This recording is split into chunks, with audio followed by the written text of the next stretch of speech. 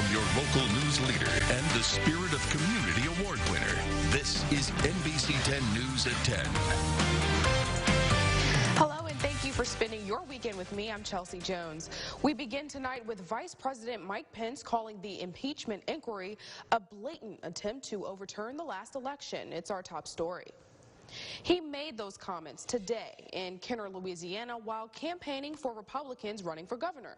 Pence did not directly address President Donald Trump's call with the Ukrainian president or the whistleblower complaint, but he did mention the inquiry and his stance on the future of Louisiana Republican leadership. Well, what brings us here today is a great opportunity for Louisiana, a great opportunity for the people of this state. To vote today, to vote a week from today, to make sure that you have strong Republican leadership, not just in the White House, like you voted in 2016, but in the State House. And so it's my great honor to be here with two great Republican candidates. Pence went on to caution against Democratic leadership in government, the rise of socialism, and he encouraged Republicans to vote and religious Americans to pray.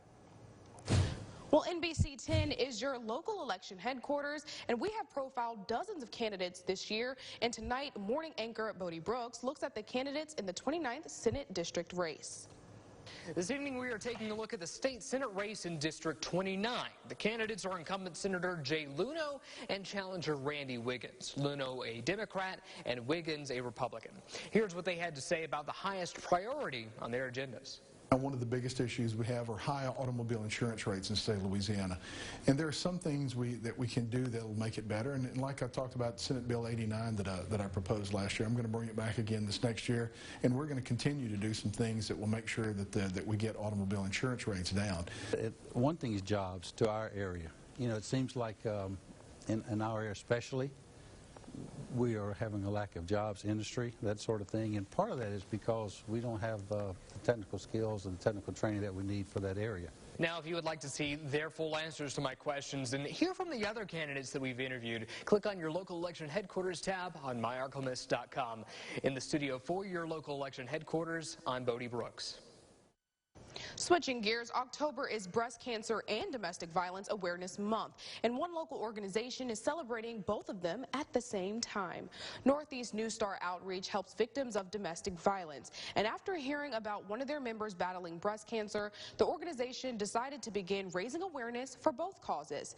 This event was open and free to the Winsboro community with games, moon bounces, and even bikes. News Star Outreach wanted to inform locals while having fun. Different vendors set up again from Monroe and from other areas that specialize in that area to set up and show us what they have and to give that information to the community. It's an awesome feeling. It's an awesome feeling knowing that we can help. This is the 4th annual event, and organizers say they had over 100 people in attendance. Well, new at 10, Bright Star Ranch hosted its annual Fall Festival today, and this year it came with a special edition, therapeutic horse rides for those with special needs.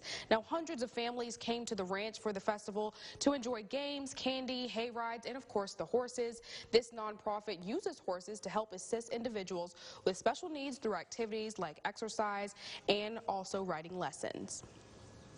It's the best thing I've ever done. It's just the best job ever. And just seeing the kids' faces when they come, and especially those that have problems not being able to feel good about playing in other sports, and they can come out and ride, and you see the smiles, it just makes it all worth it all. Now, this is the first year Bright Star Ranch is even offering those therapeutic horse rides. Such good stuff. But did you know that Monroe had 37 queens? Well, Queens of Janus, that is. This September, Crew of Janus crowned its newest queen, Donna Toller. Landry Vineyards hosted the 10th annual Queen's Day Out, and it's a time for former queens to come together and welcome the newest one. A queen's duties include multiple appearances and, of course, helping out with that 2020 Mardi Gras parade. Awesome. There's no way to express how much fun it is and what it means to be a part of this group. Once a queen, always a queen. All right, this year's Crew of Janus Parade will be February 15th, and the theme is Magic of Fairy Tales. Well, we have more news for you after the break, but here's a quick look at your forecast. Hey, Lexi. Hey, Chelsea, I hope you're ready for some fall weather. I know many of you are ready for it, too, but we do have to get through one more warm day for tomorrow with temperatures in the low 90s. We expect that front to move in late Sunday night into early Monday morning, which will bring a few showers and thunderstorms by the time it clears up, though. Very beautiful weather ahead. But we'll have all the details in your complete forecast when NBC 10 News continues. If you've been involved in a car wreck, call Creed & Creed, your local injury attorneys. Start your mornings with NBC 10 News today. Preparing you and your kids for the day with the Bus Stop Forecast, showing you how to plan. The Bus Stop Forecast on NBC 10 News today, sponsored by Creed & Creed, your local injury attorneys.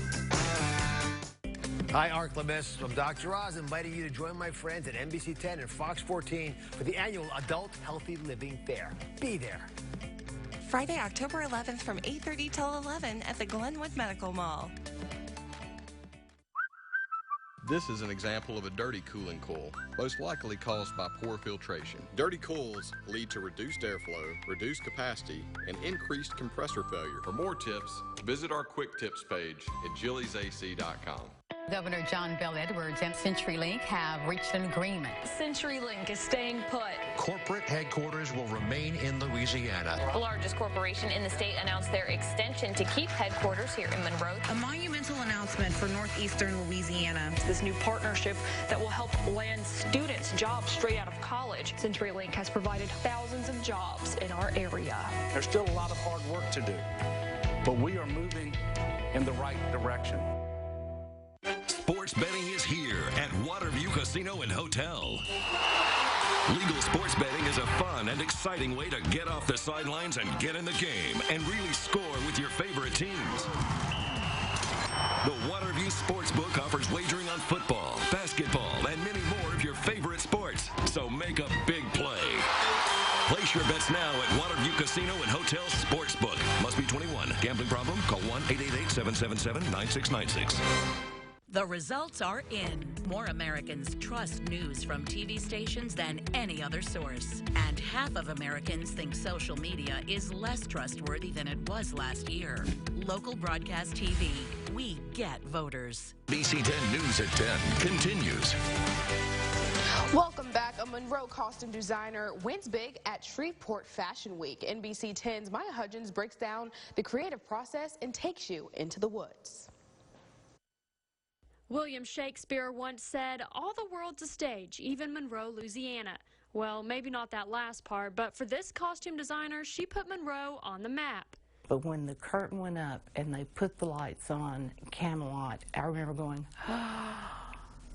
and that's the feeling I want people to have every time they go to the theater. Ruth Ulrich put her designs to the test during Shreveport's Fashion Week with a steampunk wolf costume and a witch from the play Into the Woods. Little did she know one of her designs would win big at Fashion Week. The wolf was the first thing that hit me, the steampunk wolf. And so I did some sketches and things and showed him, and he's like, "I really can't visualize this. I trust you. Go ahead."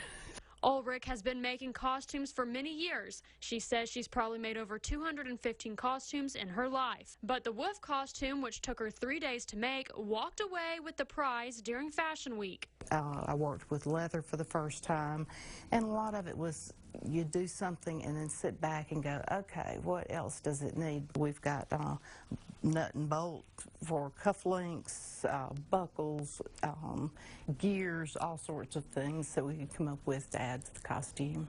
Ulrich says making a costume like this takes a lot of talent and imagination, and she made everything you see on the costume down to the tiny details. Ruth Ulrich is the first designer from Monroe to win at the Costume Challenge Fashion Week.